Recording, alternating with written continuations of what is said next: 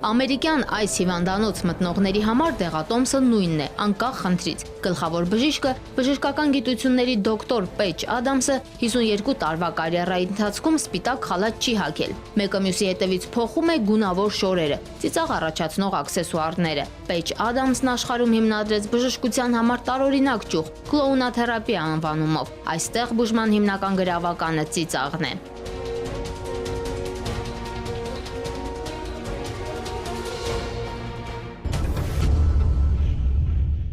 Հիվանդի հետ իմ առաջին հարցազրույցը տևում է 4 ժամ, հետո ես գնում եմ նրա տուն, սերն ու ծիծաղն առողջացնում են հիվանդին։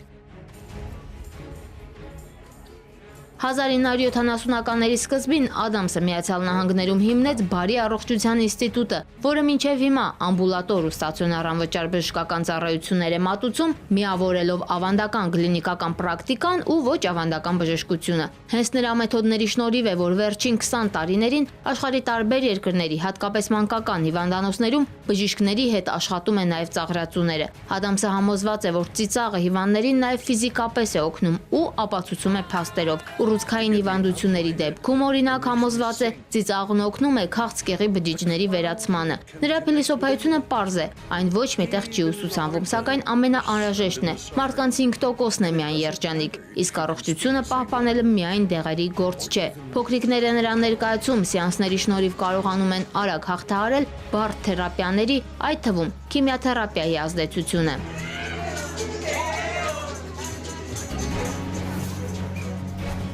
18 տարեկանում որոշեցի, որ ես ծանր օր չեմ ունենալու, եւ արդեն 52 տարի է, որ ես ոչ մի վատ օր չեմ տեսել։ Դեպրեսիան ընդհանրապես հիվանդություն չէ, այն հորինել են դեղագործական ընկերությունները։ Բժշկական համալսարաններում սեր ու կարեկցանք չի քարոզվում, իսկ բժշկություն նշանակում է կարեկցանք։ Հայկական բժշկության մեջ թերապիայի այս տեսակը դեռևս չի կիրառվում։ Ավելին, քիմիաթերապիա է մարդը ստանում թե վիրահատվում, ծիծաղի փոխարեն ավելի շատ տեսնում է բժիշկների դեմքի դժգոհ արտահայտությունը։ Մանկական բնածին ուղեղի կաթվածի դեպքում հիվանդանոցային այցերը բավարար չեն, աշխարհն արդեն ընդունել է, այստեղ բժիշկներին հավասար արդյունք են ապահովում։ Ձիերը Ուշի գյուղի այս ձիանոցում 4 ձի արդեն տարիներ շարունակ բժշկի դեր են ստանձնել։ Մտավոր ու ֆիզիկական խնդիրներ ունեցող մի քանի տասնյակ երեխա դրական քայլերով առաջ են գնում, հենց ձիու վրա նստած։ Բուժման այս տեսակը կոչվում է հիպոթերապիա։ Հիպոթերապիան կարելի ասել պարունակում է մի քանի թերապիաների տարրեր, սկսած ֆիզիոթերապիայից մինչև մերձում։ Մի քանի կարևոր սկզբունքներ կան, որ հենց հիպոթերապիայի հաջողության գրավականն են։ Դրանցից մեկը ձիու քայլքի ու մարդու քայլի նմանությունն են։ Քայլքի ժամանակ ձիու ողնաշարը կատարում է նույնքան շարժում, որքան մարդը քայլելու ընթացքում։ Կենտրոնի տնօրեն Հասմիկ Հովհաննիսյանը մասնագիտությամբ լրագրող է, հենց սոցիալական թեմաներ լուսաբանելու ընթացքում էր հասկացել, որ նման կենտրոն մեզ մոտ չկա, փոխարենը կարիք կա, ու համախոհների հետ հիմնադրել էր հիպոթերապիայի կենտրոնը։ Լրագրողից հիպոթերապիստ դառնալու ճանապարհին ուսումնասիրել է աշխարհի փորձը, պարզել, որ ձիու վրա կարելի է երեխայի նստացնել։ Ֆեբուսն օրինակ բժշկի գործը սկսել է ընդամենը մի քանի ամիս առաջ, ավելի ճիշտ դեռ ասիստենտ է, մինչև չանցնի կարևոր մի քանի փուլ, հիվանդ ձեռքը այս դեպքում մեջքին չեն տա։ Հատուկ ընտրություն պիտի լինի թե ֆիզիոլոգիական տեսանկյունից, այսինքն թե արտաքին տեսքը կառուցվածքը ձիու, թե բնավորությունը։ Կառուցվածքով պիտի լինի այս մասը ձիու, հայերեն կարծեմ մնդավ։ Այս մասը, եթե բարձր եղավ, շատ անհարմար է նստել առանց թամ։ Եթե ձին շատ բարձր եղավ, զտարյուն անգլիական, օրինակ մենք ունենք, էլի շատ անհարմար է նստել, հետո քայլը շատ լայն եղավ կամ շատ մանր եղավ։ Ձին պիտի իդեալական առողջ լինի ինքը, որպեսզի խնդիրներ ունեցող երեխաներ կամ մեծահասակներ նստեն իր վրա ու չպիտի ինքը խնդիրներ ունենա, օրինակ ոտքը կաղա կամ չգիտեմ ինչ-որ կոնքը, ասենք, ծուր լինի, այսպես եթե ուղեղը բաժանենք կենտրոնների, կոպիտ, վնասված է այն կենտրոնը, որը շարժման համար է պատասխանատու։ Ընդհանրենք, քանի որ վնասված է, մկաններին սխալ ազդակներ է ուղարկում, մկանները կամ ձգված են, կամ թուլացած են, երբ նստում է երեխան ձիու վրա, առաջին անգամ իր մկանները հասկանում են, թե ոնց պիտի շարժվեն, եթե ուղեղը ճիշտ ազդակներ ուղարկեր։ Այսինքն ձին տալիս է ճիշտ քայլելու ազդակներ, փոխանցում է ուղեղին, ուղեղը անդրադարձնում է մկաններին։ Հիպոթերապիան սակայն միայն ֆիզիկական խնդիրների դեպքում չի օգնում, այլև հոգեբանական։ Թերապիայի հիմքում ընկած է ձիու շարժումը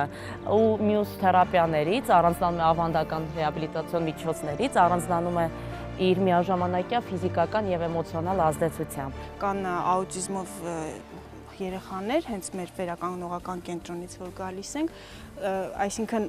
միայն մկանների համար չի լավ հիպոթերապիան, որ մկանախումբն է աշխատում, ինքը համ էլ տրամադրություն, իրանց այդ հոգեվիճակ, ամեն ինչի վրա դրական անդրադարձ ունի։ Ռուզաննայի որդին Հենրին հիպոթերապիայի ամենաշատ հաճախորդներից է։ Թթվածնային քաղցը ծնվելուց հետո երեխայի մոտ լրջագույն խնդիրներ է առաջացրել, ուղեղի բնածին կաթված։ Մի թերապիայով ծնողները չեն բավարարվում, օգտագործում են հնարավոր բոլոր տարբերակները։ Դիաշավարան գալուց հետո, արդեն երկար ժամանակ աշխատելուց հետո, երկու ձեռքը բռնած քայլելուց անցել ենք մեկ ձեռքը բռնած, այսինքն ինչ որ մկաններ ստացվում է ամրացել են, որ կարողացել ենք արդեն ինչ-որ քայլ առաջ գնել։ Հիմա Հենրին միայնակ կարողանում է Սալմային ստիպել տեղից շարժվել։ Անայեք Հենրին ձիուկին նշան կտա, որ գնաց ինչ է, հլա ասա, բարձր, գնաց ձիուկը։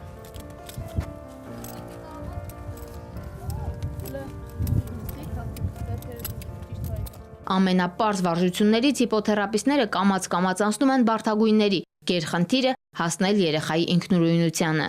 Լավ է, հիմա ձիու վրա։ Հա, ուրախ ես, չէ՞։ Բայց մենք իր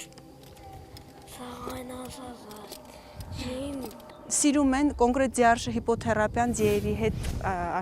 աշխատում են հաճույքով, սիրով է գալիս ու եթե եղանակը թույլ չի տալիս մեզ այդ օրը հաճախել, ոչ մենակ իր մոտ, բոլոր երեխաների մոտ անպայման տրամադրության անկում լինում է։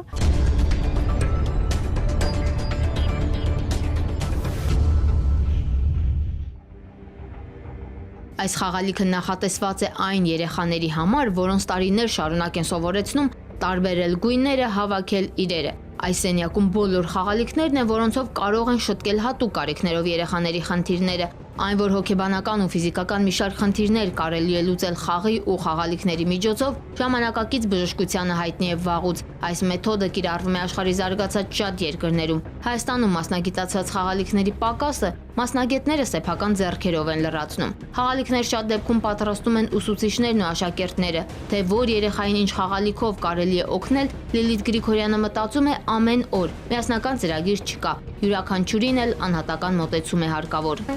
Մեր պատրաստած խաղերն են, օրինակ այս խաղը մանր մոտորիկայի զարգացման համար նախատեսված խաղն է, ուսուցման համար էլի շատ կարևոր մոտորիկայի զարգացման ու այստեղ ինքը բաղկացած է մի քանի կտորներից ու տարբեր առաջադրանքներ ունի։ Շատ կարևոր է այս խաղը նաև ինքնասպասարկման համար, որովհետև հաճախ դժվարանում է նաև ինքնուրույն հագնվել, հանվելու աշխատանքները կատարելիս։ Մասնագիտացված խաղալիքներ մեր երկրում չեն արտադրվում, իսկ արտասահմանից ներմուծելը շատ թանկ է։ Ուստի մեր կրթօջախները, առավել ևս հատուկ կարիքներ ունեցող երեխաների կրթական հաստատությունները անհրաժեշտ ֆինանսական միջոցների բացակայության պատճառով ստիպված են բավարարվել շուկայի առաջարկով։ Մինչդեռ կան խաղալիքներ, որոնք ուղղված են կոնկրետ հիվանդության բուժման համար եւ որոնցով հոգեթերապիան հիվանդի բուժման հիմնական միջոցն է։ Քիչ չեն դեպքերը, երբ հենց երեխաներն են պատրաստում խաղալիքները։ Այլ կերպ ասած, իրենք են ընտրում բուժման իրենց մեթոդը։ Ֆինանսական սղության հետևանքով առաջացած այս երևույթը մասնագետներն ասում են, ունի նաև իր դրական կողմը։ Ինքնուրույն գործը վերականգնողական աշխատանքն արդյունավետ է դարձնում։ Մասնակիցներ ունենք, չէ՞, խմբում։ Արենա, Վռամը, Սարգիսը, Գոհարը, Մարտինը, Դավիթն ու Զարան։ Ինչ է լինում, երբ երեխան ոչ ոքի հետ չի ցանկանում խոսել։ Արտ-թերապիստները դրա պատասխանը ստանում են մի մաքուր թուղթ, մի մատիտ կամ ջրաներ երեխայի ձեռքը տալով։ Այսպիսի նկարչությունը արտ-թերապիայի ճյուղերից մեկն է։ Գաղափարը տարբեր խնդիրներ ունեցող մարդկանց օգնել, ազատվել դրանցից։ Այստեղ նկարելու իմացությունը չի կարևոր, արտահայտման ձևն է կարևոր։ Երբ որ դու կարողանում ես արտահայտվել։ Իհարկե, արտ-թերապիան շատ ավելի արդյունավետ աշխատում է որոշակի խոսքային խնդիրներ ունեցող մարդկանց հետ կամ ասենք լսողական ինչ-որ խնդիրներ կամ մտածողական խնդիրներ ունեցող, բայց ասել, որ սա միայն այս դեպքերի համար է, ճիշտ չի լինի։ Որպեսզի երեխան ամբողջությամբ արտահայտի իր հույզերը, նրան առաջարկում են նկարել պարզապես մատերով։ Մատներով երեխան կարողանում է դուրս բերել իր կուտակված հույզերը, իր լարվածությունը եւ կարեւոր չէ թե երեխան կոնկրետ ինչ է նկարում, այսինքն չի հանձնարարվում նկարել կոնկրետ ինչ-որ մի թեմա։ Այդ պահին երեխան ինչ զգացողություն որ ունի, ինչպիսի հույզեր ու ապրումներ որ ունի, դուրս է բերում։ Եվ նկարի մեկնաբանությամբ հնարավոր է հասկանալ, թե ինչ խնդիր ունի տվյալ պահին երեխան եւ ինչ կերպով պետք է փորձենք հաղթահարել։ Արտ-թերապիան ի սկզբանե նախատեսված էր ծանր հիվանդություններ ունեցողների հետ աշխատելու համար, ովքեր դժվարանում են խոսքերով արտահայտել իրենց հույզերն ու ապրումները։ Հիմա այն կիրառվում է նաև առողջ մարդկանց մոտ թաքնված պոտենցիալը բացահայտելու համար։ Ապացուցված է, որ արտ-թերապիան նպաստում է նևրոզների հաղթահարմանը, օգնում ինքնագնահատականի բարձրացմանը։ Խոսքի արտահայտման ժամանակ մենք բոլորս մեր միտքը, մեր զգացողությունը անցկացնում ենք որոշակի ֆիլտրներով, ձևավորում ենք իրան որպես խոսք եւ հետո նոր միայն դա արտահայտում ենք, այսպես ասեմ։ Եվ ոչ մեկի համար գաղտնիք չի, որ ոչ վերբալ խոսքը շատ ավելի հարուստ խոսք է, քան թե մեր վերբալ արտահայտումները, որ մենք տալիս ենք։ Արտ-թերապիայի ժամանակ մենք կարողանում ենք գունավորել, նկարել մեր զգացողությունը, ինքը ունենում է ինչ-որ մի պատկեր, ինքը ունենում է ինչ-որ մի ձև։ Մենք կարող է դրա անվանումը դեռ չենք, թե մենք մեր մեջ դա դեռ չենք անվանել, բայց մենք արդեն իրան տալիս ենք ինչ-որ մի հատ վիզուալ ֆորմատ, կոնկրետ նկարելու, հա, կամ ասենք պլաստիլինի կամ ապլիկացիայի, հա, դեպքում, եւ կարողանում ենք արդեն դրան անվանել, իր հետ աշխատել։ Հայաստանում արտ-թերապիան շատ երկար տարիների պատմություն չունի, հիմա մատերի վրա հաշված հիվանդանոցներ կան, որտեղ կիրառում են այն, կամ ուղղորդում հոգեբանական կլինիկաներ, մինչդեռ շատ հաճախ սա միակ տարբերակն է, հասկանալու մարդու, հատկապես երեխայի խառահույզերը։ Մարմնին շատ հաճախ հետևում ենք, հա, արյան անալիզներ ենք տալիս, ինչ որ մտեղ է ցավում, վազում ենք բժշկի վրա, բայց հոգուն չենք հետևում, ինչ ասենց մի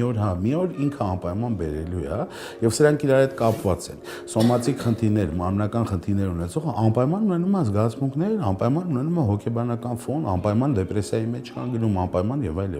որը բնականաբար սկսում է սրացնել իր հետ սոմատիկ ֆոնը։ Նույն ձևի հոգեբանական խնդիրներ ունեցողը անպայման սկսում է ունենալ մարմնային որոշակի։ Սա մի ամբողջություն է, չի կարելի անջատել, հա, մարմինը առանձին, հոգին։ Սա միասին պետք է նայել ու բնականաբար միասին պետք է բուժել։ Զարջան, ինչ ես նկարել այստեղ։ Ես պատմական նկարել լիքը վարդեր, եւ բնությունը։ Եվ բնությունը, բայց նկարել ես երկու վարդ, Ես չեմ դեռ չես վերջացրել, ինչեր ունես դեր ավելացնելու։ Ես ունորներում դեռ ավելացել թռչուններ, կենդանիներ, միջատներ։ Այսինքն բնություն պետք է պատկերես։ Եվ ունես արև եւ ամպեր։ Լավ, շատ լավ։ Եթե բնորոշելու լինենք, ինչա։ Նկարում բացասական չկան հույզեր տրված, այսինքն երեխան ընտրել է դրական ծաղիկներ, որոնք աղջկա համար կանացիություն, նրբություն են բնորոշում, արև, ամպեր, իր համար արևը կա, այսինքն կա իր նկարում ջերմությունը։ Մարդու հոգեվիճակը կարելի է բնորոշել ոչ միայն այն պատկերներով, որ նա նկարել է թղթի վրա, այլ նաև գույներով։ Գուցե դժվար լինի հասկանալ այս նկարը, բայց ամեն դեպքում լիցքաթափվելու եւ հանգստանալու բավականին լավ միջոց է։ Երաժշտաթերապիա, հեքիաթաթերապիա, սրանք ընդունված են աշխարհում հոգեբանական ու ֆիզիկական մի շարք խնդիրների լուծման համար։ Հայաստանում, սակայն, դեռևս լայն տարածում ունեցող ճյուղեր չեն։ Մի կարճ ժամանակահատված գործող դելֆինարիումը կարող էր այս թերապիաներից մեկի հիմք դնել աշխարհում հայտնի դելֆինաթերապիա անվանումով, սակայն չստացվեց։ Մեր երկրում դեռ նոր է եկել այն ժամանակը, երբ բժիշկը հասկանում է, առողջությունը վերականգնելով պետք է մարդու հոգեբանությունը չվնասել։ Ի տարբերություն կլոունաթերապիայի, երբ քաղցկեղով հիվանդին օգնում են ծիծաղով տանել ամենաբարդ քիմիաթերապևտիկ բուժումները, մեր մոտ դեռևս չկա նույնիսկ հիվանդին սիրալիր ժպտալու ավանդույթը։ Ի տարբերություն արտ-թերապիայի, բժիշկ արհամարական տոնով սաստում է, թերապիայի բժիշկ արհամարական տոնով